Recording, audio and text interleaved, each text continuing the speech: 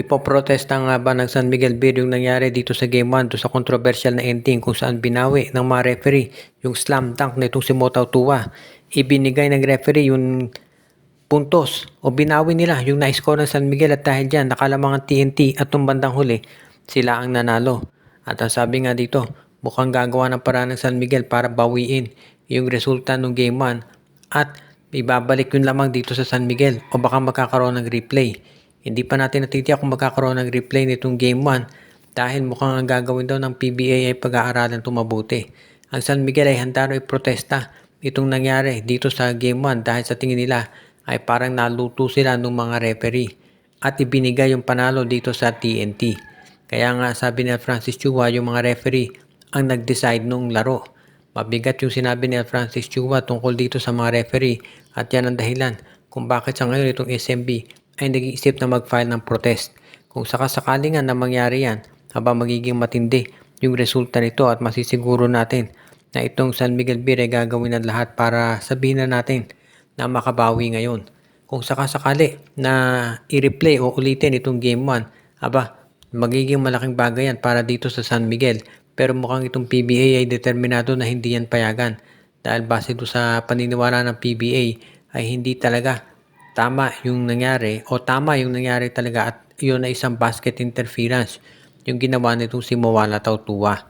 Kaya nga kinakailangan talaga na magkaroon ng mas matinding pagbabago dito sa sabihin na natin officiating ng PBA dahil lalo na Game 1 ng finals ito at yung tawag ng mga referee ang nag-decide doon sa outcome ng laro. At yan ang dahilan kung ba't marami naniniwala ngayon na pagdating ng Game 2 babawi itong San Miguel Beer dahil dito sa very disappointing na naging tawag ng mga referee. Kaya kinakailangan talaga ng pagbabago ngayon. As it is, ang isa pang pwedeng mangyari ngayon dito sa PBA ayon sa mga reports ay ito raw Phoenix Fuel Masters ay kinakausap na itong lineup ngayon ditong iba't ibang mga teams pati na ang Converge Fiber Xers, ang Magnolia Chicken Templados at Reyno Shiny Lasso Painters. Dahil gusto na raw nitong Phoenix Fuel Masters na mag-unload ng mga talent. Ito ay kinakailangan nating bantayang mabuti. Dahil nakita na natin yung Terra Firma bago ibenta ay tinrade yung mga players nila. Nakita natin una-una dito si Javi Gomez de Liano pinayagan nila na maglaro sa abroad ng walang kapalit. Pangalawa, tinrade nila itong si Stephen Holt, si Isaac Go sa Barangay Ginebra pati na yung first round draft pick nila. Samantalang si Andreas Kahilig at Wamit Yongso naman ay binigay dito sa San Miguel. Itong nung nangyari nung bandang huli, binenta itong Terra Firma. Itong Northport parang ganyan din ang ginagawa.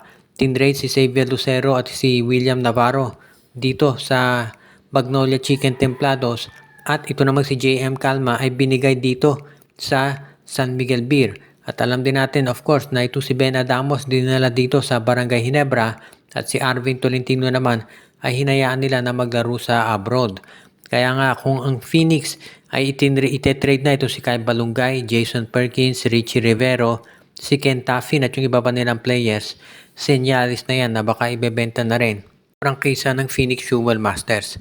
At alam natin na maraming mga fans talaga ang naniniwala na mukhang ganyan ang mangyayari ngayon dahil kinakailangan daw talaga ng pagbabago dito sa Phoenix dahil sabihin na natin financially apektado talaga sila dito sa mga nangyayari outside the court. Kaya nga hindi na ako magugulat kung sabihin natin na magkaroon ng pagbabago dito at ibenta na Phoenix. At sa tingin ko naman maraming mga kumpanya ang gustong kumuha dito sa Fuel Masters. Kaya magiging big news ito sa PBA.